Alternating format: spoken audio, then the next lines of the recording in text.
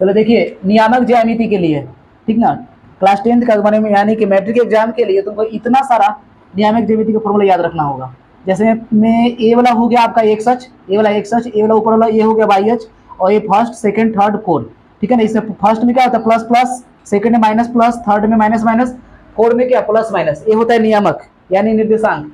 तो फर्स्ट का चतुर्थांश का चिन्ह देखो यहाँ पर हम लिख दिए, सेकंड का, थर्ड का, फोर्थ का।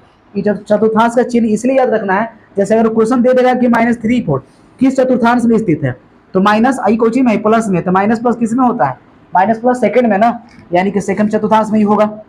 उसी तरीके से आगे आइए, अब एक्स अक्ष पर किसी बिंदु का निर्देशांक, एक्स अक्ष पर किसी भी बिंदु, यहाँ अगर एक्स अक्ष है तो किसी बिंदु का निर्देशांक किस रूप में होता है, x 0 के फॉर्म में, y अक्ष पर कहेगा तो 0y के फॉर्म में, ठीक है।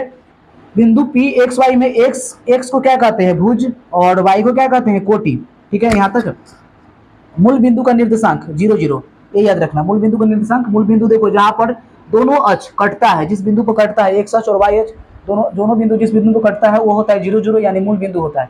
एक्स अक्ष पर वाई नियामक क्या होता है, शून्य होता है, और वाई अक्ष पर एक्स नियामक क्या होता है, ये शून्य होता है, ठीक है। एक्स अक्ष पर कह रहा है, एक्स अक्ष पर वाई नियामक, जैसे मान लीजिए 2 है तो 2 का निर्देशांक निकालोगे तो 2 0 होगा, तो 2 0 होगा तो ये वाला वाई नियामक है ना, तो वाई नियामक यहाँ करना, ठीक है ना। वाई नियामक क्या है, शून्य है ना, तो एक्स अक्ष पर वाई नियामक शून्य होता है, और वाई अक्ष पर एक्स नियामक शून्य, क्योंकि वाई अक्ष मान लीजिए 3 है, वाई पे कोई बिंदु ले लीजिए 3, ठीक है। इसका अगर देखोगे तो 0 3 के रूप में होता है ये वाला, तो 0 3 के रूप में होता है, यानी कि एक्स नियामक क्या हुआ, एक्स नियामक क्या हुआ, शून्य हुआ ना। तो एक्स अक्ष पर वाई नियामक शून्य होता है, वाई अक्ष पर एक्स नियामक शून्य होता है, दोनों उल्टा कर दो। एक्स अक्ष पर किसी बिंदु का कोटि, वही चीज है, कोटि शून्य हो जाएगा, और वाई अक्ष पर किसी बिंदु का भुज शून्य हो जाएगा। वाई अक्ष पर भुज देखिए, पहला वाला भुज कहते हैं, दूसरा वाला कोटि कहते हैं, ये पता है ना। जैसे मान लीजिए अगर 3 4 बिंदु में फर्स्ट जो है एक्स वाला, ये एक्स होता है, कोई बिंदु एक्स वाई के रूप में होता है, तो ये वाला जो फर्स्ट है ये हो गया आपका भुज, और सेकंड जो ये है 4 है वो हो गया कोटि, ठीक है। तो भुज कितना 3 और कोटि कितना 4, 3 4 बिंदु में। अब नीचे दिखाओ, एक्स अक्ष का समीकरण y बराबर 0 और y अक्ष का समीकरण x बराबर 0, उल्टा कर देना है, एक्स अक्ष कहेगा तो y लेना, y अक्ष कहेगा तो x लेना।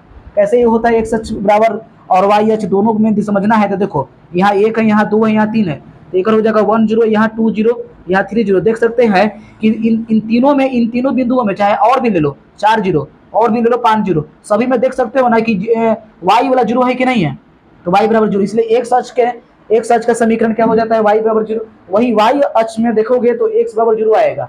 आगे यहाँ पर दिखा दो, PL की लंबाई y इकाई होती है, ओ एम के, मैं इस बिंदु में यहाँ पर P दे दिया है एक्स वाई के रूप में, तो इसको याद करने के लिए एक ट्रिक रहता है, ठीक है। अभी कितना है, 5 सेकंड बस, इसको अगले ही वीडियो में देखा जाएगा, अगले वीडियो